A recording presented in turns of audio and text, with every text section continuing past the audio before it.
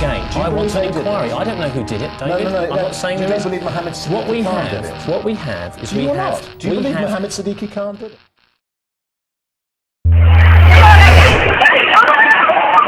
This is London, 9:47 on a midsummer morning. The terrified voices are those of mourning commuters. Some of them terribly wounded. These images captured by a passer-by moments after the explosion.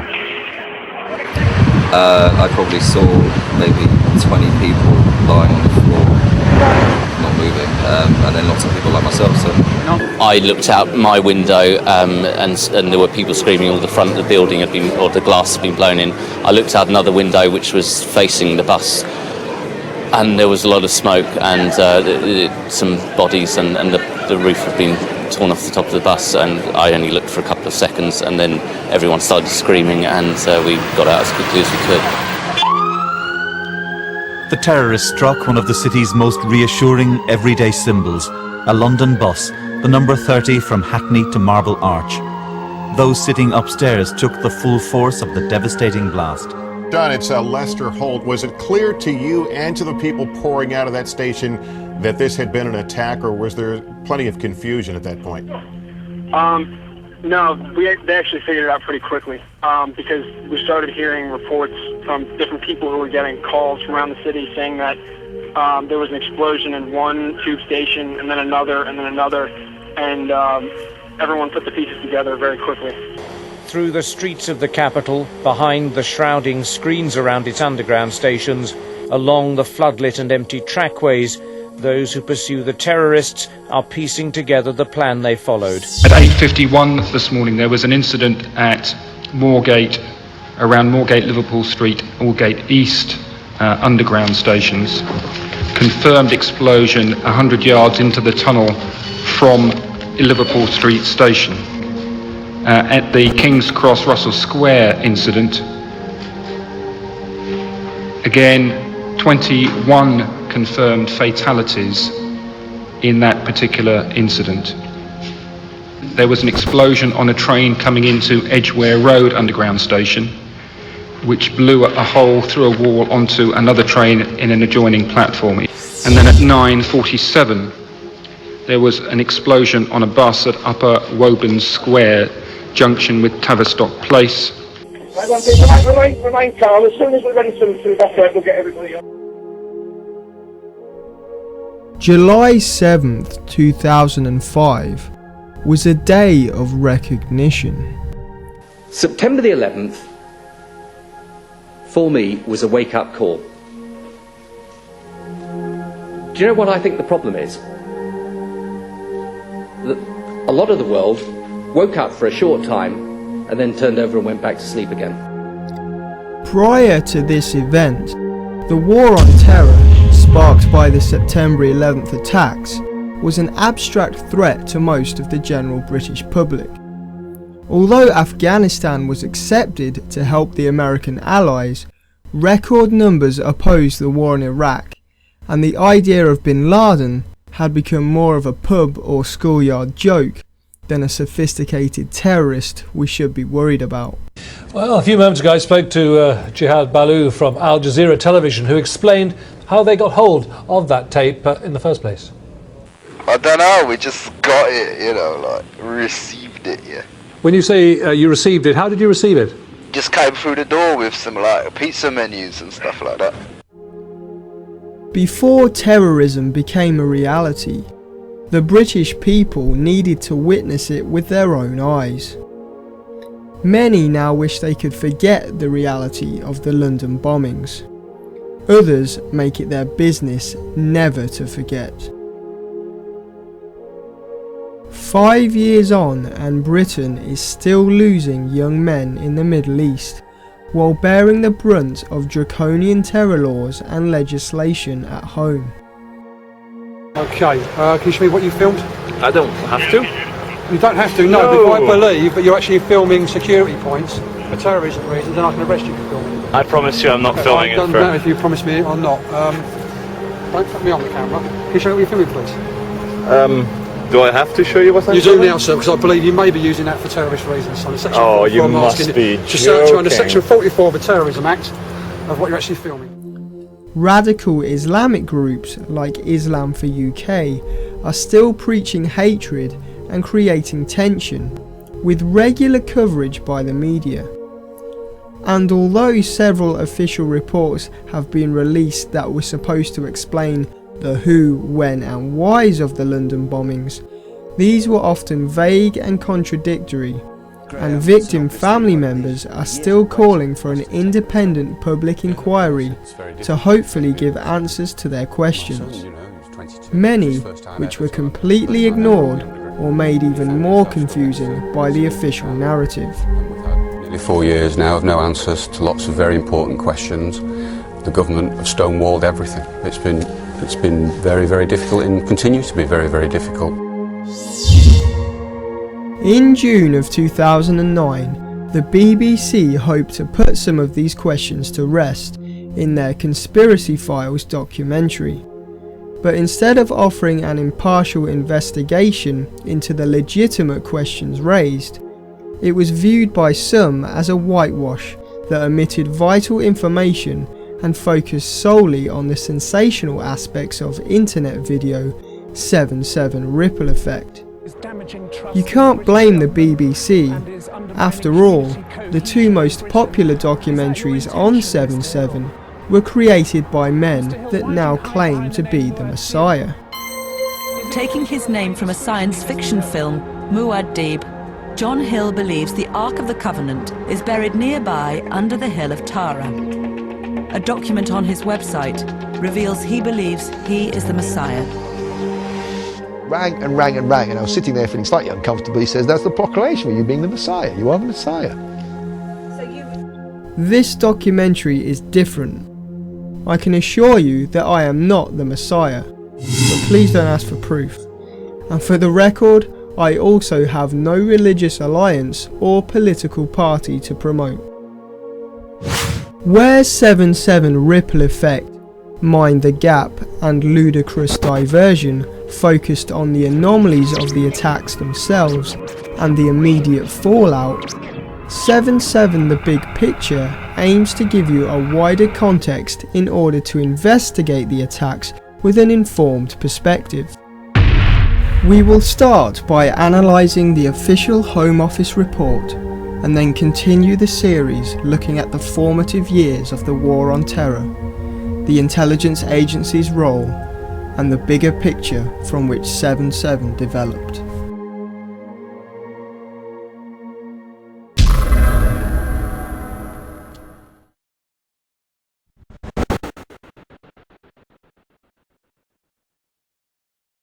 You'd think a full investigation and inquiry would be the first thing on the government's mind following the largest terrorist attack in the UK.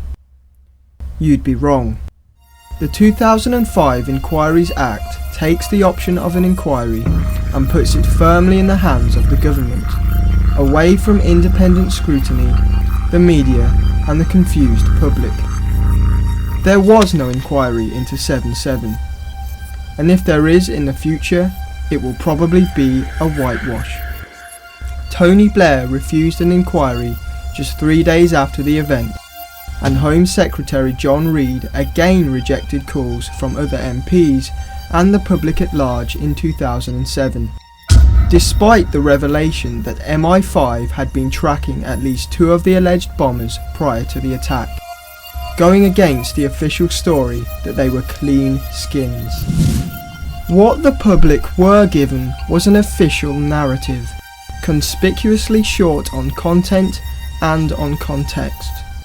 It lacked any in-depth historical information on terrorism, British involvement in the Middle East, Operation Cyclone in the 80s, the Balkans and the KLA in the 90s, false flag events, the Covenant of Security, or even the intelligence agency's cooperation with Abu Hamza, Omar Bakri and al-Mujahirun, the preeminent radical Muslim group in the UK at the time. Perhaps this was because any real context might have ended with Tony Blair, the intelligence agencies and earlier governments being held accountable for years of antagonistic foreign policy, reckless covert operations, and the appeasement of known radicals. The public were led to believe, through a series of if, buts and maybes, that out of the blue, the 4 previously unknown bombers somehow became radicalised, maybe because of a website, a mosque or a camping trip, and carried out the attack with no outside help, killing 52 people and injuring 700 with flawless precision. Firstly, thanks to common sense, secondly to historical fact, and thirdly, due to strenuous independent research, it is now clear that the official narrative is more wishful thinking by the establishment, or even a deliberate deception rather than the truth about what happened that day. It's factually incorrect in many places and contradictory throughout. It was penned by an anonymous civil servant and uses unsubstantiated intelligence sources as evidence, none of which has gone through a court of law. Whatever happened to justice, or innocent until proven guilty?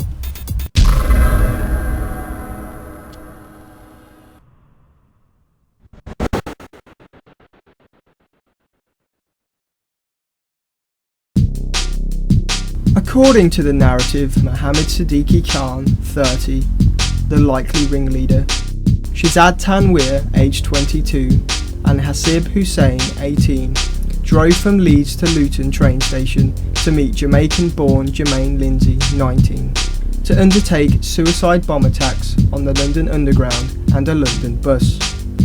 They travelled in a light blue Nissan Micra hired by Tanweer, which contained homemade explosives they cooked up in a bathtub. The vehicle was caught on CCTV shortly after they left the bomb-making flat in Alexandra Grove at around 3:58 AM, and then again at Woodall Services on the M1, where Tanweer argues with the cashier over change. Lindsay arrives at Luton in his red Fiat Bravo at 5:07 and waits until 6:49 when the others arrive. They swap some items but leave a handgun and some explosives behind, put on their bomb-filled rucksacks and enter the station at 7:22 AM, boarding the 7:40 train to London, which arrived at King's Cross at 8:23. They made it to the Underground by 8:30 and went their separate ways. Then, at 8:50 AM, there were 3 almost simultaneous explosions. The first in a Circle Line tunnel between Liverpool Street and Aldgate stations by Shahzad Tanweer. The second just outside Edgware Road by Mohammed Siddiqui Khan. And the third in a Piccadilly Line tunnel between King's Cross and Russell Square by Jermaine Lindsay. The youngest of the group, Hasib Hussain, left the Underground, calmly phoned the other bombers, re-entered the Underground and bought a battery from WH Smith's, went to McDonald's, and then blew himself up on the number 30 bus outside Tavistock Square at 9:47 AM. You probably accepted this story as fact, and the background images seemed like visual proof. But let's take a second look.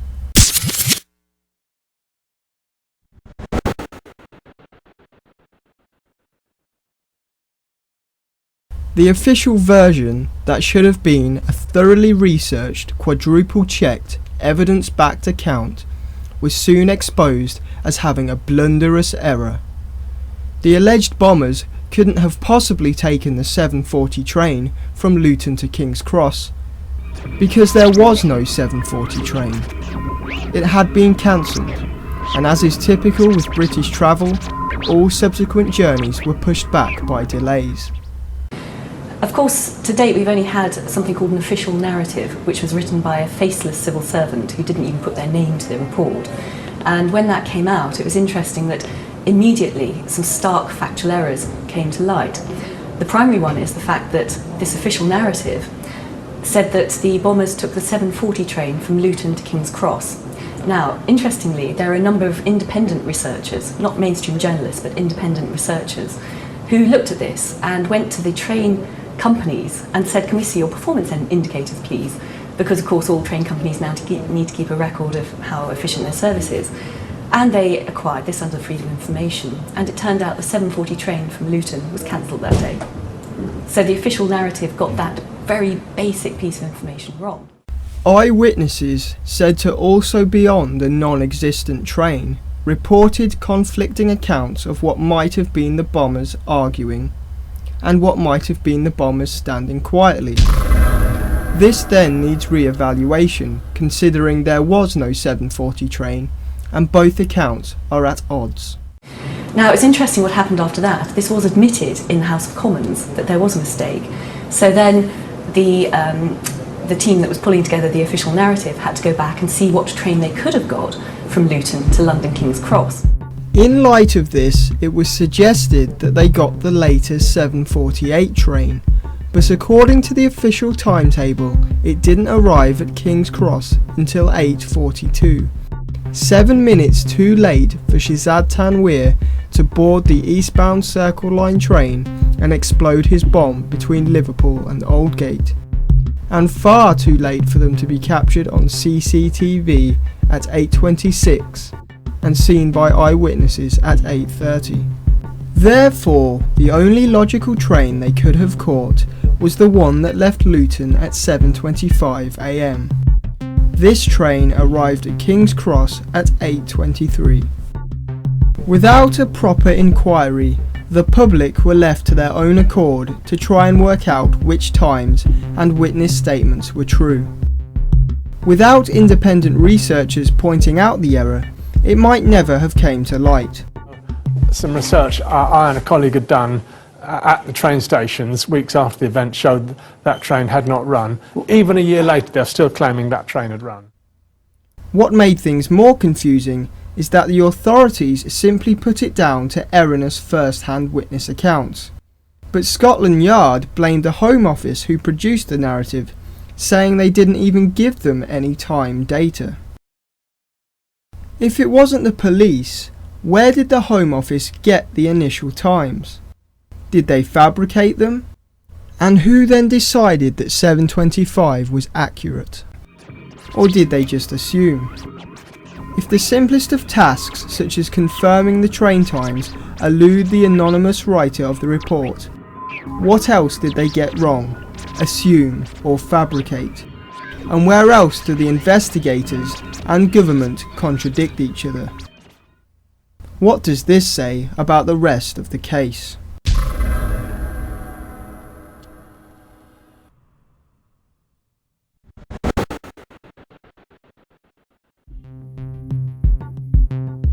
An easy way to put the public's mind at ease in regard to the times and places of the journey would be to release all of the CCTV footage and its timestamps. Britain is the most watched country in the world. The men would have been captured at every moment of the journey, on the motorways and throughout the train stations. Yet despite all the claims in the narrative about CCTV footage, only poor quality still images, many cropped, and several inconclusive videos have been released for public consumption. Nothing which puts them directly at the scenes of their crimes. Freedom of Information requests to view all of the footage have been flatly refused to many citizens. But if there is no inquiry or judicial process, and the authorities are so sure of their narrative, why so secretive? Why not release all of the footage and create a full point-by-point video narrative to back up the written version? Or is it that they don't match? Although CCTV data was released at several points over the last few years, the latest reluctantly in 2009 after a lengthy Freedom of Information battle, we will go through it in chronological order as quoted by the narrative so as not to confuse the public further.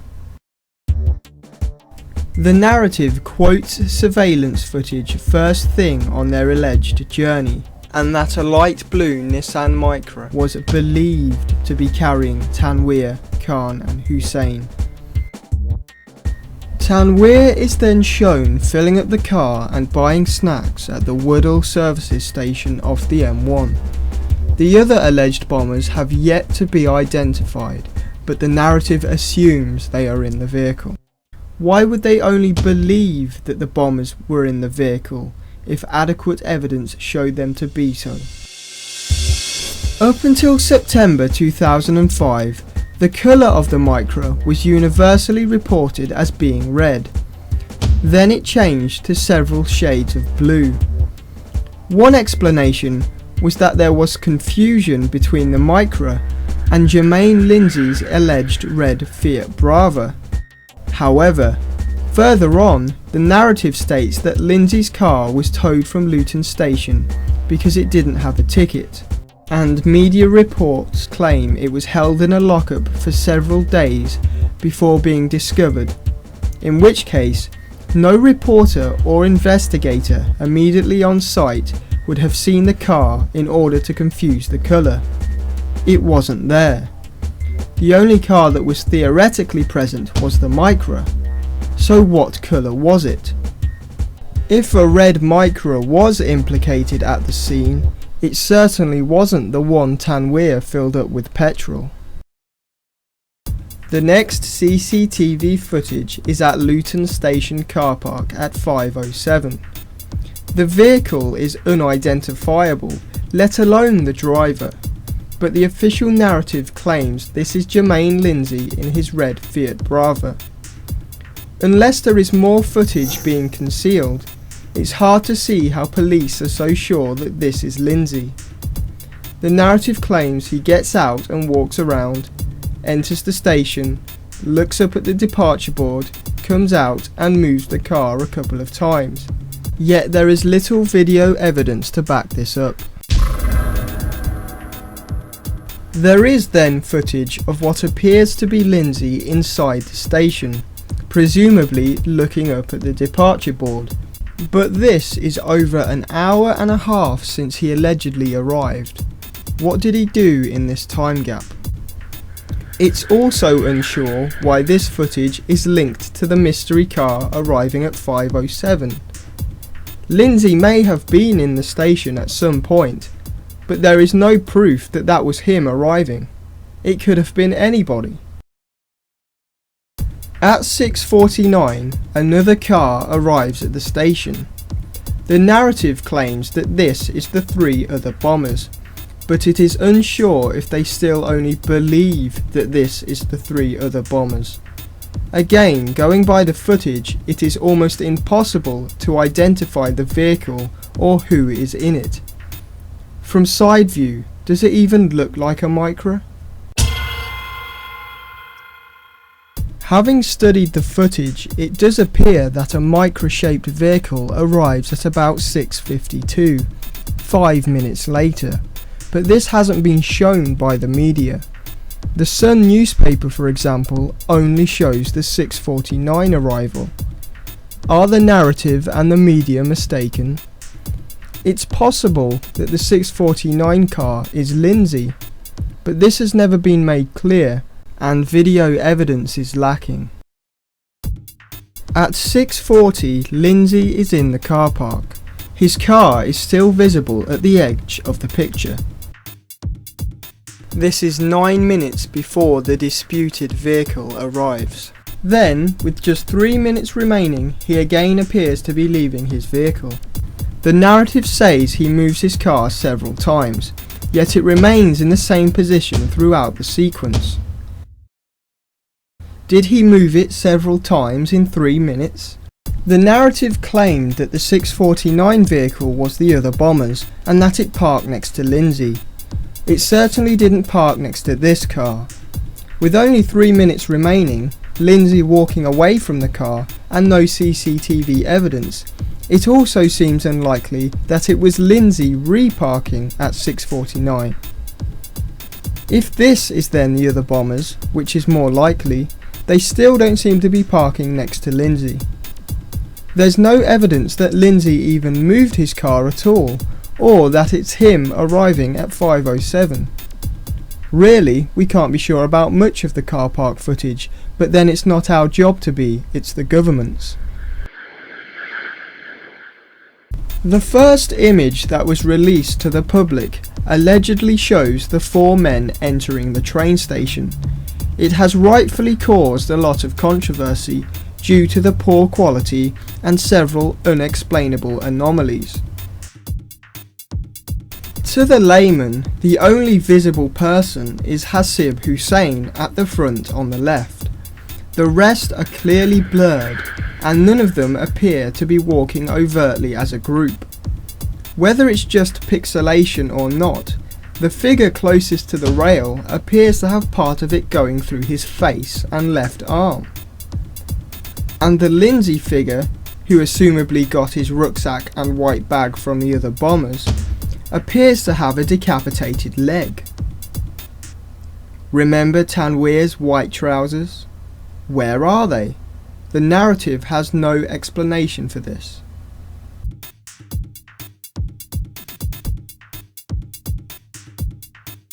Later on, the authorities did release a moving version, but they did themselves no favours by holding it back for so long.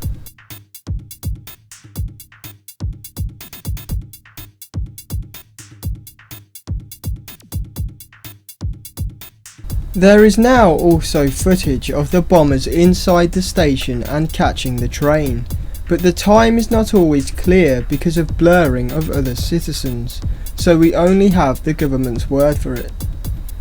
This being said, the narrative still gets other things incorrect, like this random image reportedly showing Hussein inside the station, although it is cropped so that it doesn't show his surroundings, the other bombers or the timestamp. Police say it was taken at approximately 7:20, but this is before the first image shows them entering the station at 7:21:54. Why would he walk in and out? Even stranger is that the official narrative says they all entered at 7:15, which is before both of the images were taken.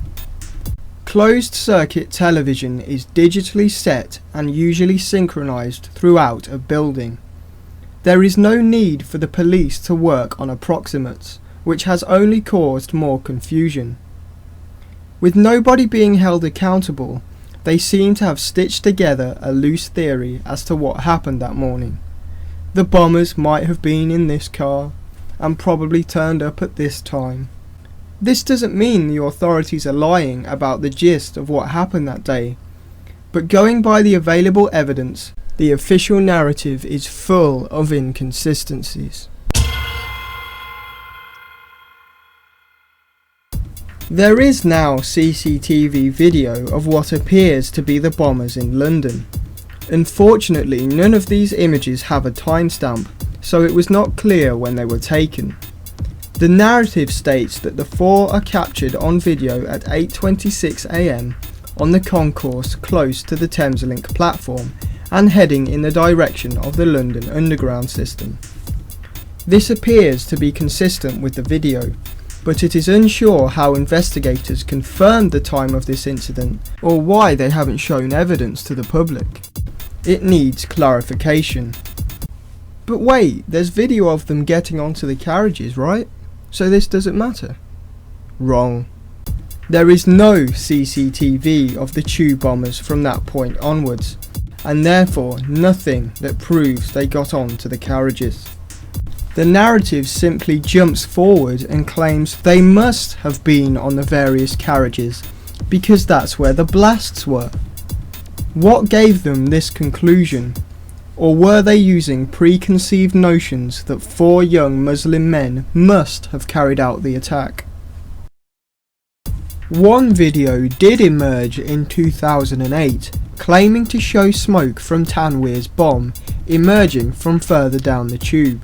the men and women who've just got onto that train that we can see there clearly had absolutely no idea what was going to happen to them. But as we know, tragically, a significant number of them were killed and many more were injured. And this is it from the other side, another CCTV camera, also on the platform at all. This is Liverpool Street Station, of course. The explosion happened further on. You see the smoke billowing in front of the camera, and that is an indication as what has happened further on down the tunnel. This was not the explosion itself, or Tanweer boarding the carriage.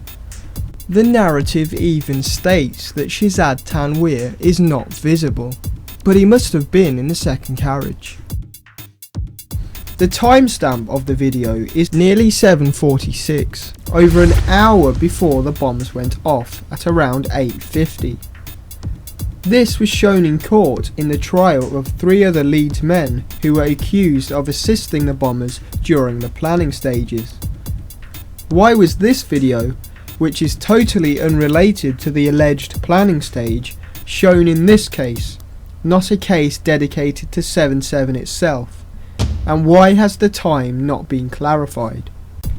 It's possible that the camera was operating under UTC time, which can be an hour out during the summer months in the UK. But 8:46 goes against the official story of simultaneous explosions within seconds of each other at 8:50. It would appear now that all 3 bombs on the London Underground system actually exploded within seconds of each other. So they weren't really simultaneous explosions? Considering the time blunders made in the official narrative, can we be sure investigators know the cameras might have been operating at UTC time in other areas? Is other video an hour out as well? Did they really enter Luton at 8:22, not 7:22? Without full transparency of all the footage and a proper inquiry, we're again led to draw our own conclusions. Following what is described as their final departure, Hasib Hussein's movements are peculiar. To begin with, the narrative claims he goes in the same direction as Lindsay, towards the Piccadilly line train. It doesn't state if they're together, and of course there's no CCTV to show us. What he does for 25 minutes in the underground is not known. He then resurfaces and appears to be captured by a very pixelated camera on the main city streets. Again, it has no timestamp. It's not mentioned in the narrative, but the figure also appears to wave, possibly at a red car. Who is he waving to? The narrative states that telephone call records show he tried unsuccessfully to contact the other 3 bombers on his mobile phone from around 8:55 on Euston Road. No footage of this exists, but the report says he is relaxed and unhurried, which seems odd when telephoning his friends who were set to die in the underground. Presumably he knew that's what they were doing, so why would he phone them unless he was agitated? However, initial media reports state he was frantic and the calls were described as desperate, not relaxed. If we use common sense, it is clear that all of this information is conjecture. It says he tried unsuccessfully, meaning the calls didn't go through. So there is no possible way to tell if he was calm or frantic. If there are phone records at 8:55, as media reports seem to suggest, who answered the phones? Because the other bombers were in pieces 5 minutes ago. And if he left voicemails, why have they never been released? Furthermore, as reported in the Mirror, when he failed to get in touch, and the family heard news of the bombings, his brother Imran went through Hussein's computer and the numbers in his mobile phone. It's possible he had 2 phones, but police haven't disclosed how they linked the phone calls to Hussein in the first place, or the exact details of the calls. Yet again, the narrative is illogical and contradictory and would not stand up in a court of law. It is then claimed that Hussein goes back into King's Cross station through Boots, and then goes into WH Smith on the station concourse and appears to buy a 9-volt battery. If he only appeared to buy a battery, how do they know it was 9 volts? Why not he appeared to buy something? It then reads, it is possible that a new battery was needed to detonate the device, but this is only speculation at this stage. Why is there speculation in an official narrative? This could lead people to believe he had a bomb and a detonation device without any proof. Once again, the crucial footage of what happened between now and the explosion on the number 30 bus doesn't exist, and for no explainable reason there was no CCTV connected on the bus that day, which would have identified Hussein clearly as the perpetrator. The narrative claims Hussein is seen on Gray's Inn Road, but it doesn't give a time for this statement. Yet it then says around this time, a man fitting Hussein's description was seen on the number 91 bus travelling from King's Cross to Euston Station, looking nervous and pushing past people. If he was on this bus, where is the CCTV evidence? Was it not working on that bus as well?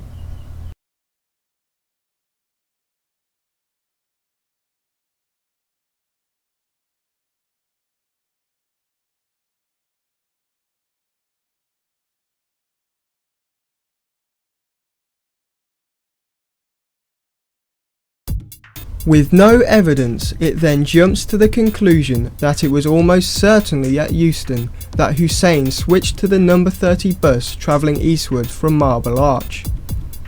On what basis is this claim made? And then, at 9:47 AM, Hussein allegedly carried out a fourth attack on the upper deck when this bus was in Tavistock Square. With no surveillance on the bus that day, we must rely on witness testimony, and this itself is thin. Richard Jones is widely quoted by the media, presumably because he claims to have seen Hussein. He described a clean-shaven and smartly dressed man wearing hipster-style fawn-check trousers with exposed designer underwear and a matching jersey-style top. In all of the released images of Hussein on that day, he's clearly unshaven and drably dressed in blue jeans and a hoodie. Furthermore, the explosion was on the upper deck, not downstairs. Then Jones changed his story, and in another interview claims Hussein was wearing tight, light brown trousers and a light brown top. Again, completely different to the CCTV images. He told ABC News that the bomber was carrying obviously a small bag, whereas the images show Hussein was carrying a large rucksack. It is clear from these inconsistent statements that Richard Jones did not see Hussein. To start with, he was on the wrong deck, and then he describes nothing that matches Hussein's image. Why would he even bother peddling such statements to the media unless he's deliberately trying to confuse the case? And how can his account be factored as evidence when it contradicts CCTV images also used as evidence in the same narrative and the actual blast evidence from the bomb? None of this explains why this man, Richard Jones, who had The public were further confused when the BBC's Conspiracy Files programme interviewed Mr. Jones and never even asked about his contradictory statements.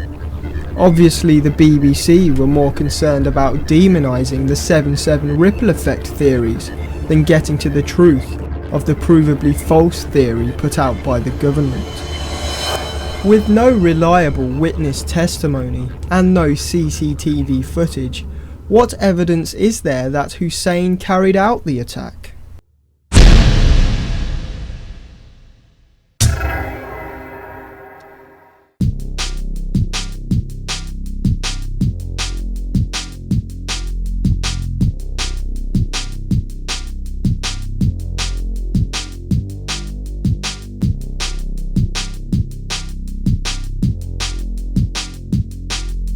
It seems at every crucial point the narrative simply assumes what happened next.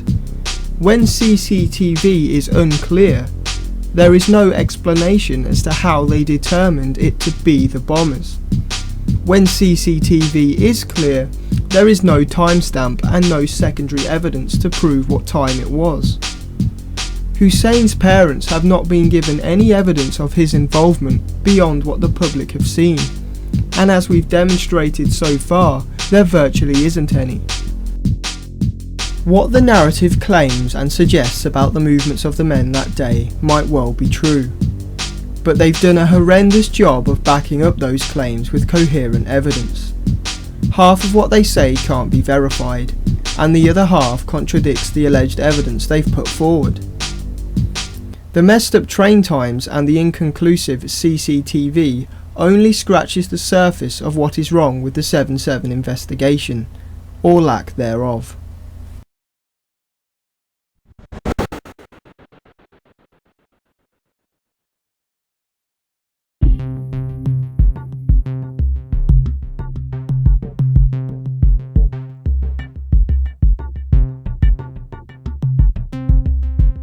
Stories soon emerged of several bombs being found in the vehicles at Luton Station. The narrative claims the car thought to be Lindsay's was towed away, but there is no clear story on why this happened. The remaining vehicle, thought to be hired by Tanweer, therefore must be the car where the explosives and a handgun were found, although the narrative doesn't even make this clear. It says one car contained explosive devices of a different and smaller kind from those in the rucksacks, but this is not specific. It then says clearly, in the Micra were other items consistent with the use of explosives. So if they're clear what was in the Micra, why not about where the explosives were found, if the Micra was the only car there? It then says a 9mm handgun was found in Lindsay's Brava, but previously they said the Brava wasn't there. It's unsure where the narrative got the information about the cars. Maybe it was from the media, which was extremely inconsistent. The Sydney Morning Herald said there were 9 bombs in Lindsay's car, the one not there. Then ABC News reported 12 bombs and 4 detonators. Then it jumped to 16. The Daily Mail said 9 bombs were found in the Micra. Then it was only components of bombs and everything else but the kitchen sink. With all the contradictions and lack of visual evidence, we still can't be sure what cars were involved, let alone how the alleged bombers were linked to those cars, nor where and when those cars were found. Therefore, with the media playing number games, how can we be sure what on earth was actually discovered?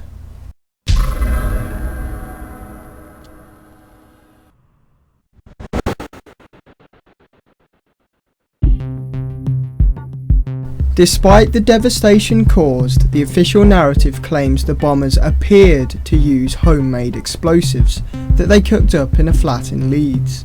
The report calls this a bomb factory, although they allegedly used a regular bathtub to mix the ingredients, which were all readily available from the high street and not expensive. The rest of the chapter is extremely vague, makes no reference to what the substances actually were, and claims expert examination continues. If they only appeared to use homemade bombs and expert examination continues, why does it then go on to say, no great expertise is required to assemble a device of this kind? What kind of device? To put it bluntly, the writer of the report obviously did not have full information about the bombs. So A, why include something that would just confuse people? And B, why release a report when expert examination was still ongoing? It says Tanweer, Khan and Hussein were linked by DNA to the flat, but then says forensic analysis continues. What was the result of this analysis? Is it still ongoing? Regardless of what was found in this supposed bomb factory, the real evidence was immediately discovered in the wreckages where the explosions took place, and then released to the media. Explosives experts, forensic scientists, intelligence officials and police went on record to the press and testified that the bombs used were military, or at least high-grade explosives, not homemade using store-bought products. Precise methodology is used which leaves no margin for error.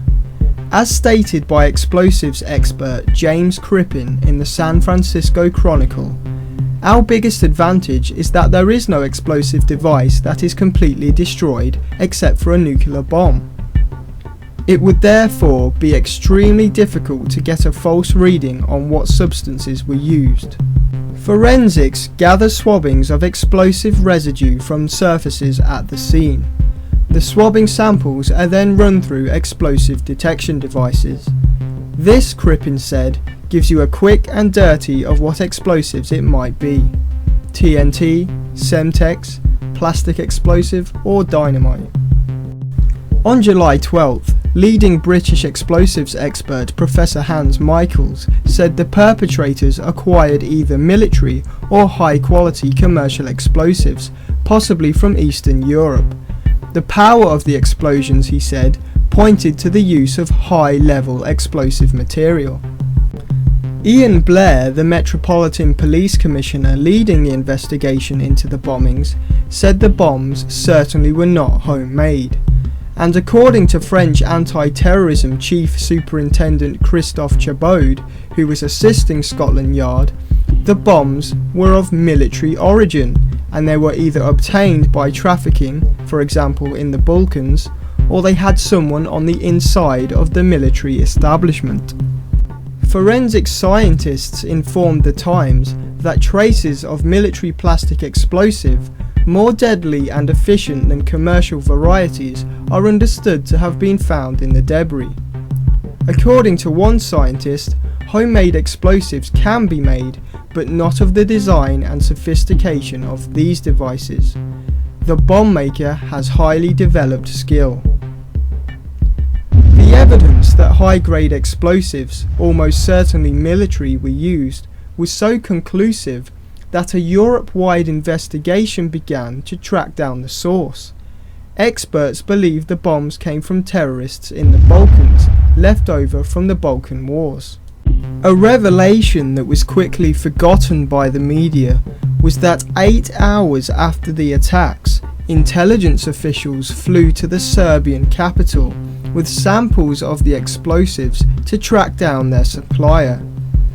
On the same day, CIA, MI5 and MI6 held a secret meeting in North Africa, a known hotspot for terrorist weapon smuggling. A leaked document from Washington's International Strategic Studies Association reported that Semtex plastic explosive was used, which originated from a Bosnian jihadist support network.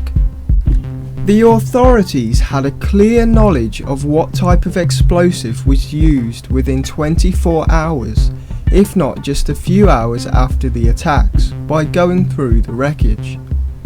This is why initial reports were certain that high-grade explosives were used, and why officers could confidently fly to Serbia to investigate their link to the Balkans. So why did reports start coming out claiming the explosives were homemade? Why did the story change so significantly?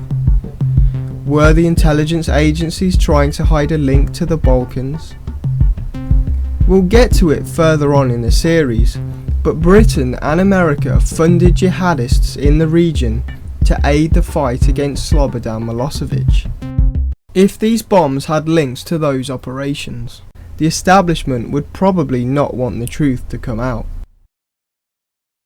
The fact that investigators discovered the so-called bomb factory in Leeds doesn't mean it was used specifically for the 7/7 attacks, especially when high-grade explosives had already been discovered and acted upon.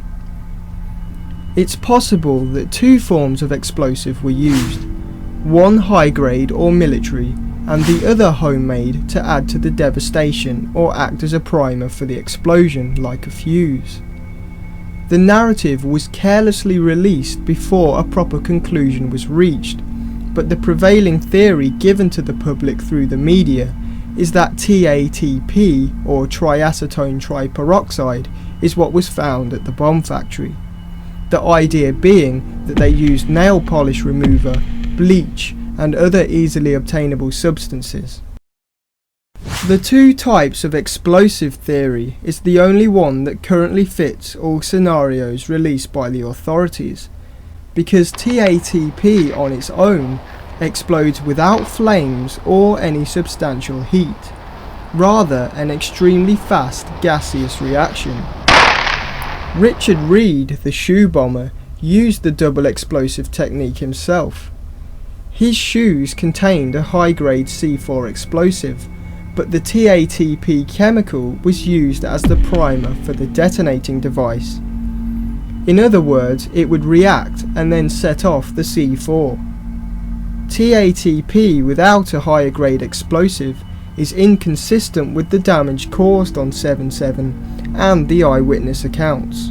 This being said, is it possible that two parties could have been involved?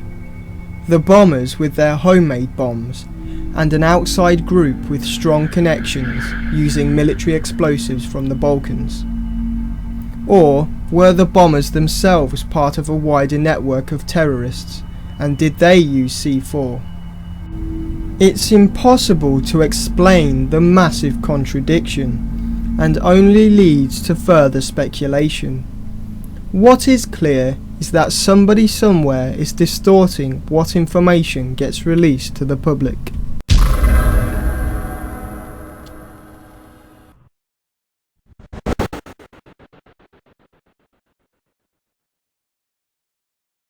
Several images were released after the bombings showing the trains and inside the carriages. Unfortunately, none of them show a clear or consistent view of the blast sites. The official narrative claims the bombers placed their rucksacks on the floor and that the explosions were inside the carriages. But conflicting eyewitness reports suggest some bombs may have been placed under the carriages and blasts came up through the floor. If this was the case, we'd expect to see bits of metal frayed and pointing upwards. This won't be clear without full disclosure of all carriage images, although off-duty police lady Lizzie Kenworthy did describe how one victim was impaled when metal had twisted up through the middle of the carriage. At the Edgware Road attack, eyewitnesses initially told Guardian reporter Mark Hollingsborn that blasts came from beneath the trains. This is Mark Honigsbaum reporting from the London Hilton Hotel opposite Edgware Road station, where we believe there was an explosion this morning under the carriage for trains. What seems to have happened is that sometime around 9:30 this morning, passengers in a train from Edgware Road travelling to Paddington, they'd just left Edgware Road station when suddenly they felt they had a massive explosion. And some passengers described how the tiles, the covers on the floor of the train suddenly flew up, raised up. And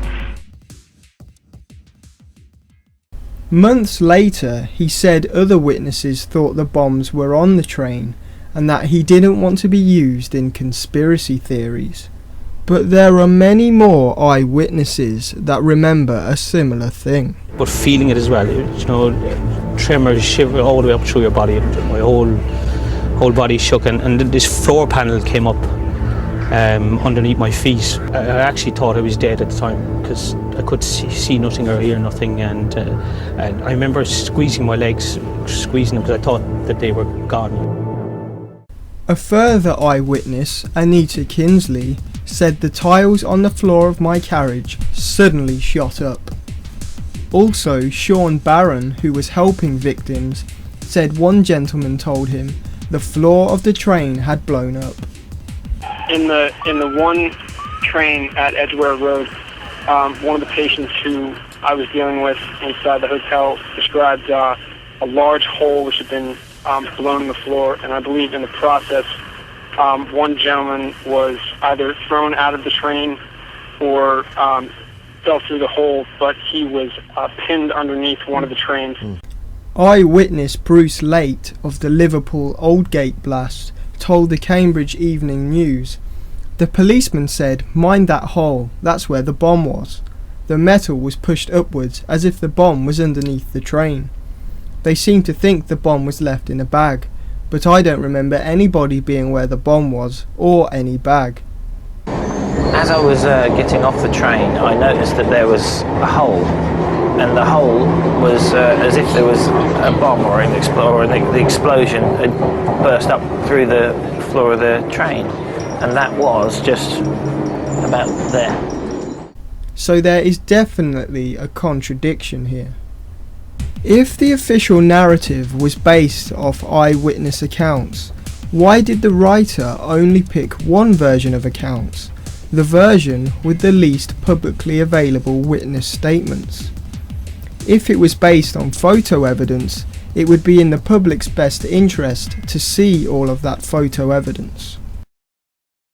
Interestingly, 2 days after the attacks, investigators were convinced that only one bomber died in the blasts, Hasib Hussein on the number 30 bus. Were the tube bombings even suicide attacks at all? Some media were given information that the bombs were timed explosions, detonated by mobile phones. On the day itself, investigators said the bombs were detonated by timers, and then ABC News cited British police stating that they found timing devices and believed the bombs were left in packages rather than being on the bomber's person. The UK Mirror pointed out how illogical it would have been to buy return train tickets and to pay for parking. Why didn't they praise Allah before setting off the bombs like in other suicide attacks? Later, others wondered why one of the alleged bombers would argue about being shortchanged at the petrol station when he was about to die. A CNN report sums up that the bombs were made of high explosives, contained synchronized timing devices, and were probably not triggered by suicide bombers. If you couple this with witness accounts that the explosions came from under the carriages, and a lack of evidence that any of them were even on the trains, we have a worryingly more complex version than was released to the public. It's not a far stretch to think this was a highly sophisticated operation conducted by a powerful wider network or even military. Of course, nobody is stating that this nightmare scenario is the fact of what happened, but without a real independent public inquiry, we're only left with logical speculation.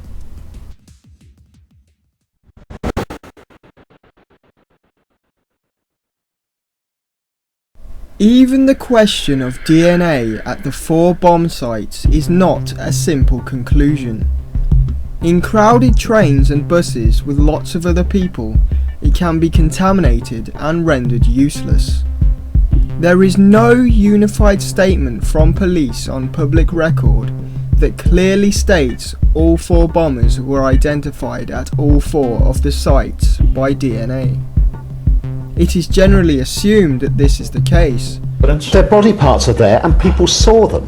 People had them standing next to them and were blown up. I don't think Tony is disputing the fact that 50... And is briefly mentioned in the official narrative.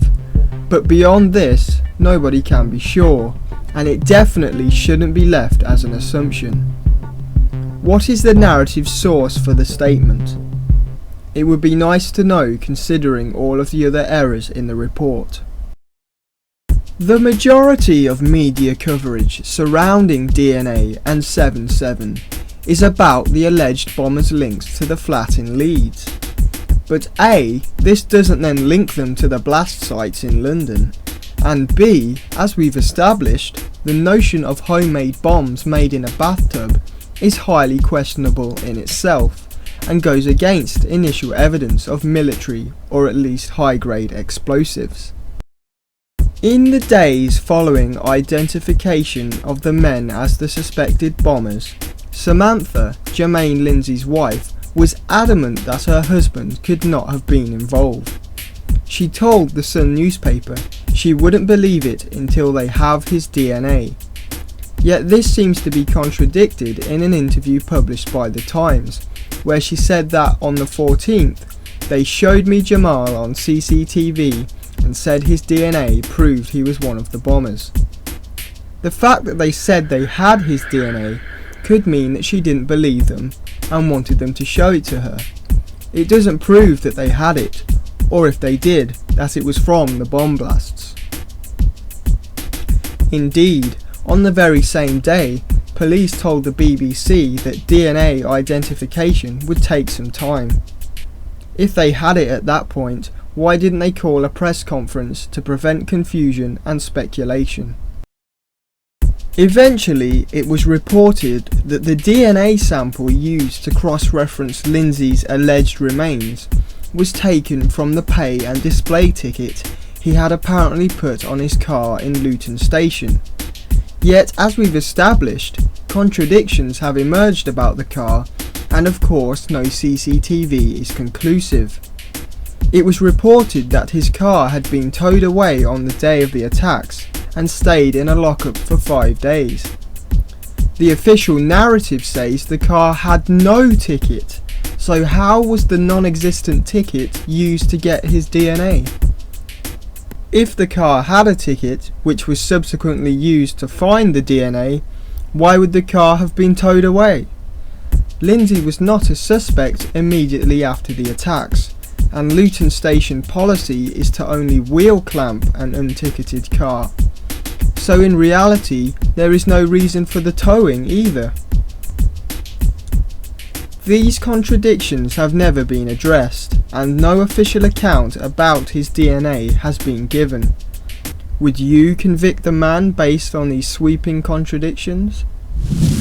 According to The Times, police initially had no need for DNA evidence anyway, because they were all carrying personal documents. They said there was enough documentation found on the bodies to lead police to their home addresses. But even if some documentation was found near the unidentifiable decapitated human remains, that doesn't prove those remains are those named on the documentation. Terror expert Steve Park told Sky News that the documents may have been deliberately planted to send police the wrong way. It has never been explained how documentation bearing the bombers' names were found at all 3 blast sites when bodies were blown into tiny pieces. It seems illogical that small pamphlets of paper and plastic cards would have survived such a fiery explosion. Maybe they should build trains out of paper and plastic to prevent future attacks. Even more bizarre, Mohammed Sadiq Khan had property found at 3 different locations, at 2 of the underground explosions and on the number 30 bus. There is no specific word on what this property was or how it was linked to Khan. Why would there be some at 3 different sites, and why would this property have survived 3 different blasts? Statistically, it seems illogical. One explanation is given in the BBC Conspiracy Files programme. According to court testimony, forensics suggest it's likely the driver's licence wasn't on the bomber's body when the bomb went off. Like other documents recovered from the wreckage naming the bombers, the licence was relatively undamaged. The pattern suggests the bombers dropped them nearby to ensure they would be identified. This theory still seems odd and is far from closing the case. If the bombers wanted to be identified, wouldn't it have been much easier to write suicide notes claiming they were about to blow up their specific targets, rather than to leave documents that may have just been burnt up in the explosions? Did they know the exact distance to drop them so they would remain intact? It's also not clear where they did leave them. Is nearby on the tracks? That would have been obvious. Did they drop them a few seats down? Wouldn't somebody have said, "Excuse me sir, you've dropped your driver's license"? Were they thrown out of windows? This would have been obvious to eyewitnesses. Unless the authorities give full disclosure on what documents were found, in what condition, and where they were found, and how they were linked to the bombers, anyone investigating the attacks will simply laugh it off as impossible. Just like when one of the alleged hijackers' passports was found in the rubble of 9/11. It all seems too far-fetched and completely illogical.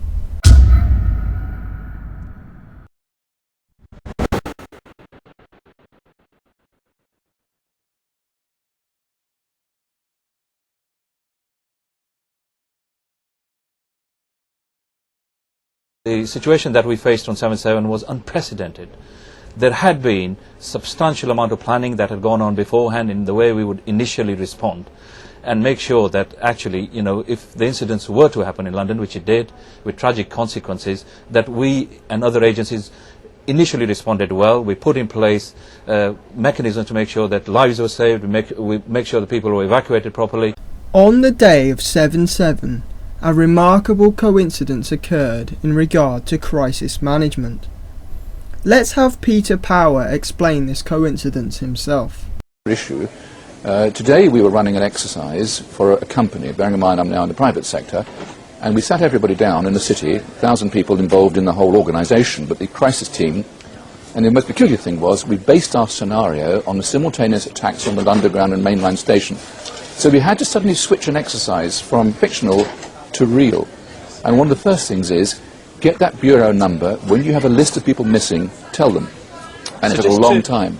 Just to get this right, you were actually working today on an exercise that envisioned virtually this scenario? Almost precisely. I was up until 2 o'clock this morning because it's our job, my own company, Advisor Consultants. We specialise in helping people to get their crisis management response. How do you jump from slow time thinking to quick time doing? And we chose a scenario with their assistance which is based on a terrorist attack because they're very close to a property occupied by Jewish businessmen. They're in the city, and there are more American banks in the city than there are in the whole of New York. A logical thing to do. And I've still got the... I was going to say, how extraordinary today must feel for you as it unfolds. The thing that concerns me is that what are we doing for the thousands of men and women actually who are in London working? And I say that because at 9:30 this morning we were actually running an exercise for over a company of 1,000 people in London based on simultaneous bombs going off precisely at the railway stations that happened this morning. So I still have the hairs on the back of my legs standing upright. To get this quite straight, you were running an exercise to see how you would cope with this, and it happened while you were running the exercise? Precisely, and it was about 9:30 this morning. We planned this for a company. Although Mr. Power found the funny side, many people rightfully did not. Yes, the authorities and private companies need to plan for potential terrorist attacks, but statistically speaking, for Peter Power to be asked to do an exercise for the exact same tube stations for a drill on the exact same day, at the exact same time as the real attacks, is extremely suspicious. The fact that police had no interest in Mr. Power as a player or dupe in a wider network shows their one-track mind approach to dealing with major attacks, obviously having a predisposed idea that it was Muslim terrorists alone. The notion that a drill could have been going on that day doesn't mean the drill morphed into the real thing. But in the planning stages of the real attacks by a possible wider network, drills could have been used to conceal information. If you were an intelligence officer and came across suspicious documents or certain activities in your department, ordinarily you would set up a case. But what if somebody said it was just an exercise? If elements within the exercise really did have terrorist connections, the exercises could have been used to throw people off the scent. And on the day, it could have caused utter confusion between innocent parties taking part in the drills, allowing the real thing to go ahead without interception. On 9/11, US air defences were confused because they were taking part in drills involving hijacked planes. Thus, none of the real hijacked planes heading towards the towers were intercepted. It has since been revealed that Peter Power's 7/7 exercise was more of an office lecture than a physical drill. Absolutely nobody involved, no one beyond the room involved at all, no telephone calls, no cast of Ben-Hur hidden round the corner. It was a gentle walkthrough based on a scenario which tragically turned out to be somewhat more realistic than we realised. But participants were still confused. Part of the drill was to broadcast mock news bulletins, and as reported in the Manchester Evening News, Power explains, when news bulletins started coming on, people began to say how realistic our exercise was, not realising there was an attack. The police never interrogated Peter Power, maybe because he's a former police officer himself, but the people did. Mr. Power, we'd like to know who you were running mock terror drills for on 7/7. Which company were you working for? You said it was the precise times at the precise 3 stations. Have you any comment on that? And why have you not been investigated or the company investigated? Why have you not investigated, Mr. Power? 52 people died in those bombings, Mr. Power. 52 people died in those power. It's your duty to investigate it further. You've done nothing. 52 people died, Mr. Power. How did you know which 3 stations? Who helped you choose those 3 stations? How many people knew before the event? How many people knew, Mr. Power? I'm so sorry, I've got to go in here now. Was it tube lines? It took considerable effort from activists like We Are Change and 7/7 Truth, but eventually Power revealed 4 years later that the private company he was working with that day was Reed Elsevier, a multinational corporation described as a global publisher and information provider. They provide such publications as diverse as Variety, the entertainment journal, and The Lancet, a leading medical journal. Independent researchers also discovered that the company has been criticised for promoting the arms industry, having organised arms exhibitions in the Middle East, the UK and the US, where inhumane weapons and torture devices have been displayed and sold. A company that houses information on multiple industries, has clients all over the world, and has a vested interest in the continuation of Middle Eastern wars, should at least be questioned when they choose a crisis management exercise for 3 of the stations involved in the real attacks at the same time and date. The London bombings bolstered support for these wars, and thus the company would have continued business in the arms industry, promoting weapons for the various conflicts. What we really need to know is who gave them the idea for the exercise, and who actually picked the stations and times.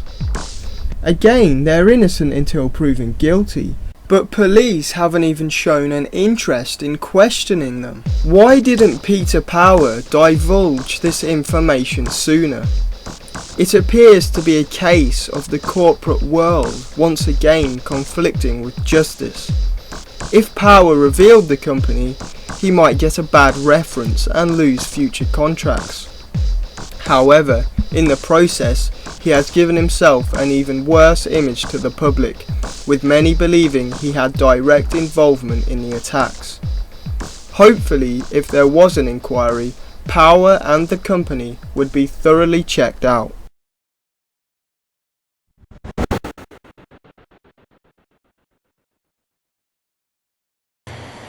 On the streets of Beeston in Leeds today, there's a sense of shock and unease at the chilling video from Mohammed Sadiq Khan.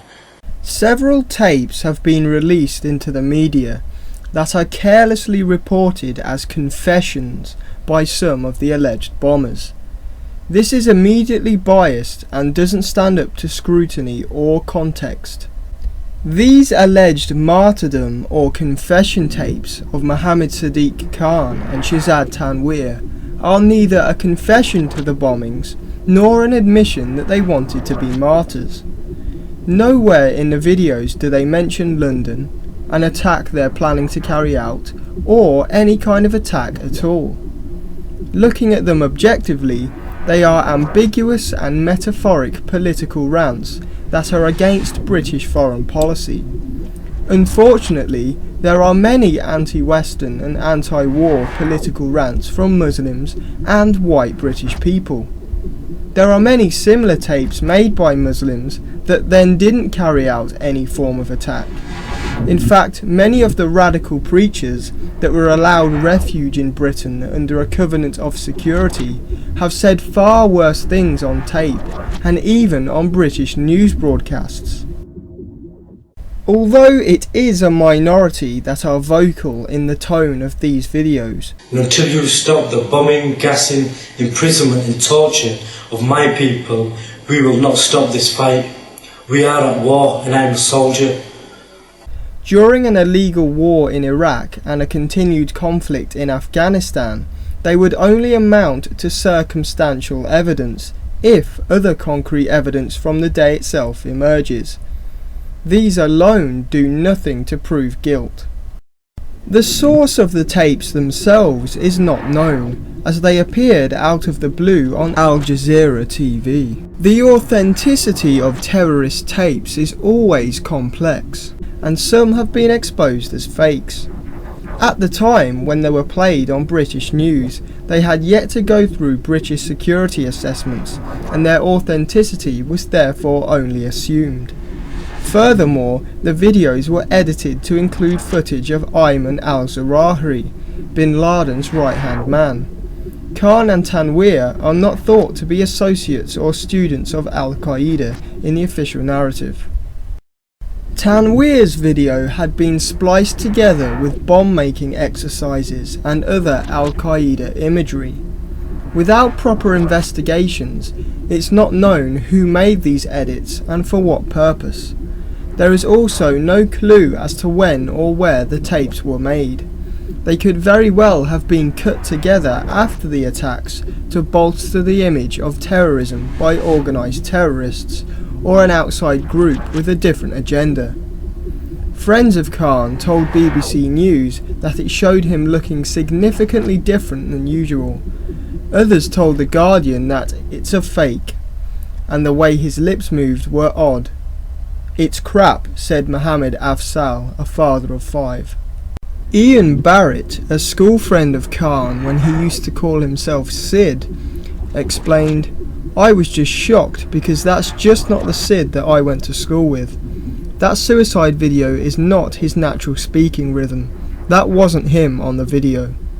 That happened Tony, again. do you believe they did it? Listen, Do you it's going believe to they did happen it? again. Do you I want believe an they did inquiry. it? I don't know who did it, David. No, I'm not saying you there don't is. believe Mohammed Sadiq What we Khan have, did it? what we have is Do we you have. not? Do you we believe have, Mohammed Sadiq Khan did it? Do you believe the people This who is were the whole spotted? point of having an inquiry. Because we don't know. No, that's not your point. Your original point about having the inquiry was that they weren't picked up in time. Your secondary point, There's which is lots of points to do with this. I don't know if these guys did it or not, so don't put words in my mouth. No. I'm saying we do know who did it because they told us. We believe who did it. Nobody is absolutely sure about this. Of course Nobody. we're absolutely sure. We're as sure as you that we're talk going to to the sit in families here. around in Leeds where these people came from. They don't believe they did it. No.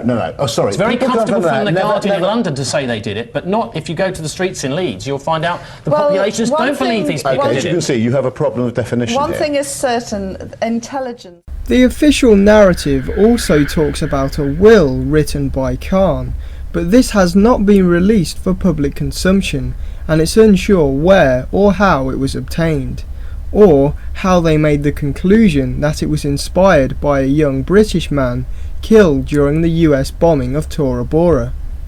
Did Khan meet this man? If so, where's the proof?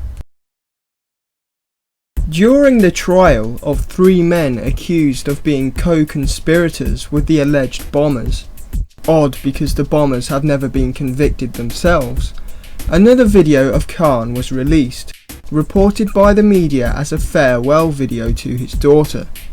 The video also shows Hussein and Tanweer.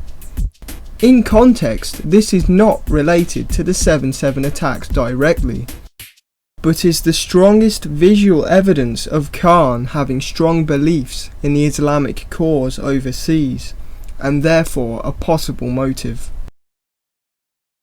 Although it might be misconstrued as a farewell before committing the London attacks, this is actually before Khan and Tanweer are said to have made a trip to Pakistan. The narrative states that it's possible they went up to the border areas with Afghanistan or over the border for training. May I say that halfway through this, my researches into the book, when the Kingston trial was just getting going, I went up to Leeds and I was very privileged to be able to talk with the brother of his widow, Sina Patel's brother, Ahmed, and we had an evening chatting about things, and also the concept of going out for sort of righteous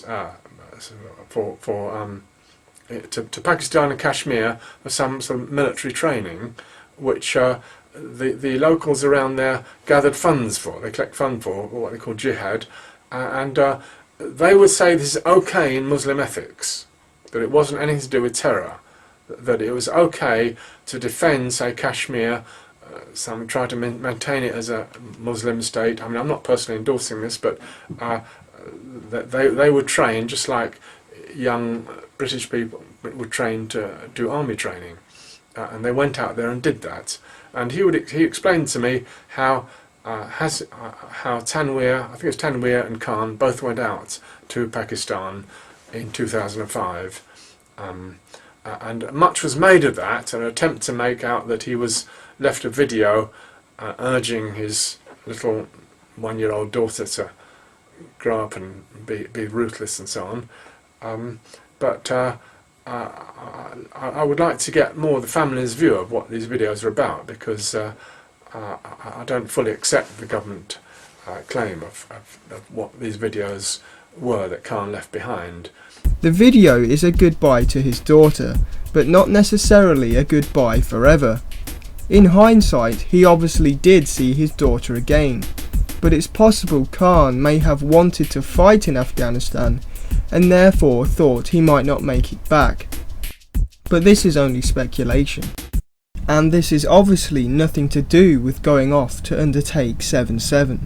On its own, it proves nothing about the July 7th attacks themselves, and actually contradicts the official narrative quite strongly.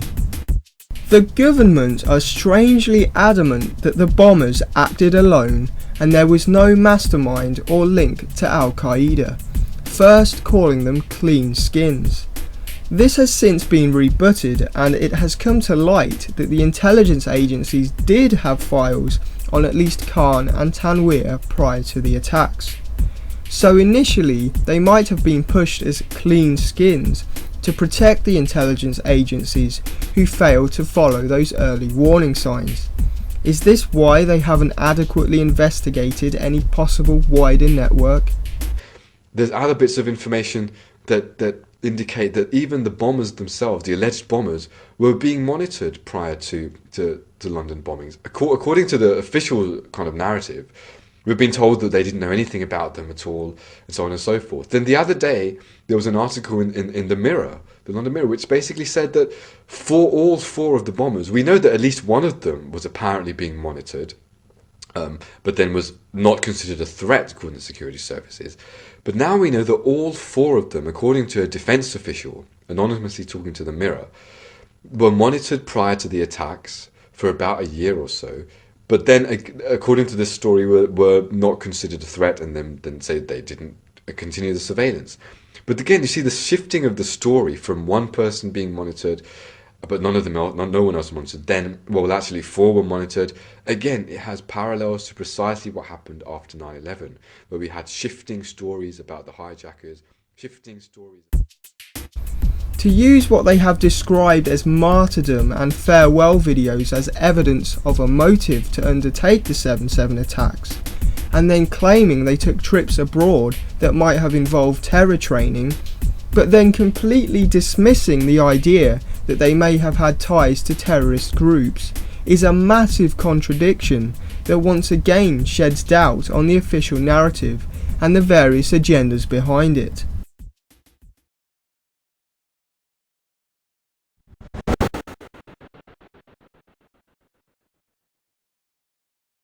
One reason the government might dismiss the idea of a wider network is not only because it implicates the intelligence services in failing to follow up warning signs, but also because the network might have been directly tied to the agencies themselves. Meet Harun Rashid Aswat, widely reported in the media as the 7/7 mastermind, an Al-Qaeda operative pulling the strings of the alleged bombers. 2 weeks before the attacks, he entered the country through a seaport. Immediately, Special Branch contacted MI5 because Aswat was listed on a Pakistani terrorist watch list. Instead of arresting him right away, or at least carefully tracking his movements, MI5 ignored the warning and said he was too low risk to worry about. In truth, he wasn't low risk at all. He was a wanted terrorist for trying to establish Al-Qaeda cells in the United States and had direct contact with bin Laden and groups throughout Afghanistan and Pakistan. FBI documents show he was sent to Oregon by radical British-based preacher Abu Hamza to give arms training to potential American radicals. One of the things I would mention is the case of Harun Rashid Aswat, who was originally described as the 7/7 mastermind, and at the same time we had press reports coming out from the Times. We had John Loftus from the Justice Department coming on Fox News and actually saying that this guy, Harun Rashid Aswat, 7/7 mastermind, was recruited by MI6. He was Al-Muhajirun, who he was working with. This network was recruited by MI6 in the 90s. They were using British Muslims, manipulating them, getting them to go to Kosovo and get involved in dirty CIA covert ops and that kind of thing. And this guy was the 7/7 mastermind.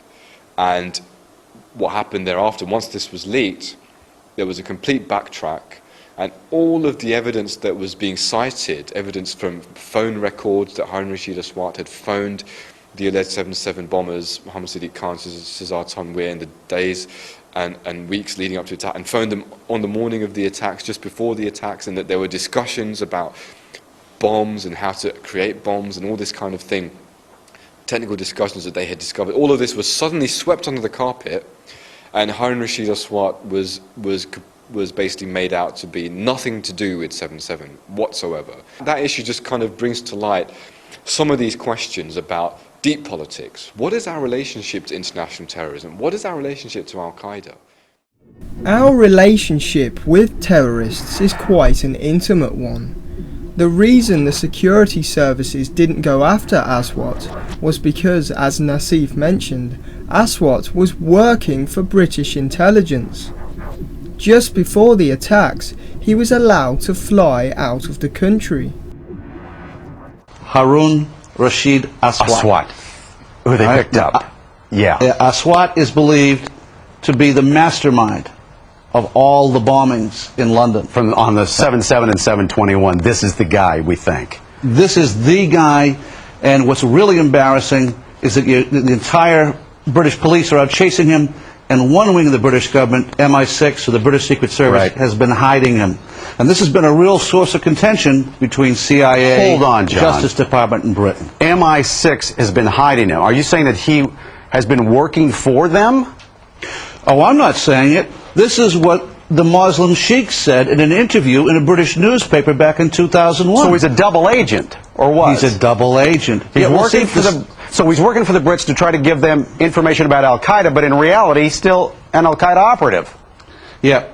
The CIA and the Israelis all accused MI6 of letting all these terrorists live in London, not because they were getting Al-Qaeda information, but for appeasement. It was one of those, you leave us alone, we leave you alone kind of things. Well, we left him alone too long then. Absolutely. Now, we knew about this guy Aswat. Back in 1999, he came to America.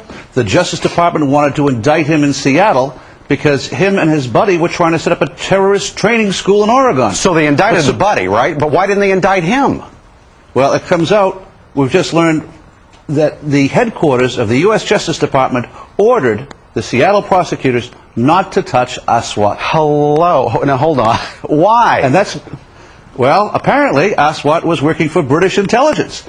Now, Aswat's boss, the one-armed Captain Hook, he gets indicted 2 years later. So the guy above him and below him get indicted, but not Aswat. Now, there's a split of opinion within U.S. intelligence. Some people say that the British intelligence fibbed to us. They told us that Aswat was dead, and that's why the New York group dropped the case. That's not what most of the Justice Department thinks. They think that it was just, again, covering up for this very publicly affiliated guy with Ali Mujarrad. He was a British intelligence plant. So all of a sudden, he disappears. He's in South Africa. We think he's dead. We don't know he's down there. Last month, the South African Secret Service come across the guy. Yeah, now the CIA says, oh, he's alive. Our CIA says, okay, let's arrest him. But the Brits say no again? The Brits say no. Now, at this point, 2 weeks ago, the Brits know that the CIA wants to get a hold of Haroon. So what happens? He takes off again. Goes right to London. He isn't arrested when he lands. He isn't arrested when he leaves. Even though he's on a watch list. He's on the watch list. John Loftus's claims should not be taken lightly. He is a former federal prosecutor and is famous for uncovering CIA collusion with Nazi war criminals. He has had some of the highest security clearances in the US and has presided over the International Intelligence Summit. He is further corroborated by articles in the New Criminologist, whose sources revealed that both British and American intelligence believed that Aswat was behind the London bombings, and that many FBI agents support Loftus's account. It seems the public was simply told a fairy tale to cover up Aswat's intelligence ties. Former Royal Marine Commander Christopher Berry D also confirmed that Aswat was working with MI6, and that as well as US, French intelligence had come to the same conclusion. Just like the evidence of high-grade military explosives, Aswat's involvement in the bombings was widely accepted and cited by evidence and intelligence sources, but at some point a new story was concocted, reeking of a cover-up. It is quite clear that before the bombings the accused were contacted and instructed by Aswat or those close to him. As the Times reported in August 2005, several calls from Aswat's mobile telephone were made to the bombers in the days before the attacks. According to the narrative, this isn't even important enough to mention. The article even drops hints of his MI6 involvement.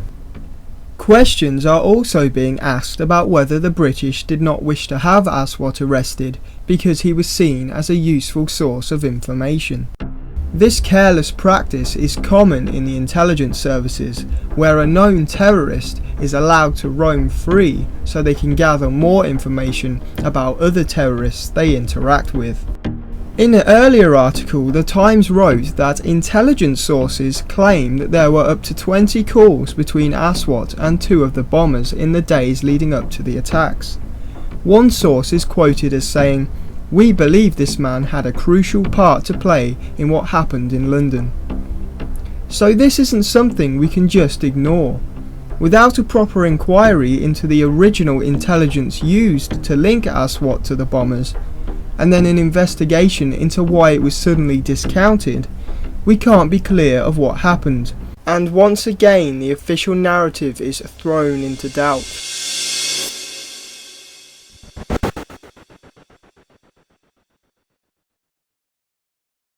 Throughout the first part of this film, we have exposed the official narrative as a complex story full of contradictions, half-truths, assumptions, and overlooked evidence. There are many more anomalies about what happened that day that have been covered by the independent media. Some of those include multiple reports that Benjamin Netanyahu, the Israeli finance minister, received a warning prior to the attacks. He's since denied it, but it's never been made clear where the reports originated and why they are now considered incorrect. Then there were news reports that travelled around the world about a shooting of up to 2 men wearing bombs at Canary Wharf, not too far from the blasts. Again, it's never been made clear why investigators never followed up these reports. Visit july7th.co.uk for a comprehensive list of the anomalies that occurred that day. Victims, victim family members, the alleged bombers' family members, and the general public are entitled to see proof about what is alleged to have happened that day. After all, were we ever shown proof that there really were weapons of mass destruction? And was the government held accountable when it was found out there wasn't? In law, there's a principle called corpus delicti, which translates body of crime. This is a concept that states as long as there is enough evidence that proves the overall body of a crime is true, then small inconsistencies or the odd piece of provably false evidence is irrelevant. For example, Bob killed Ellie with a green hammer as shown by the CCTV footage, but the case says the hammer is yellow.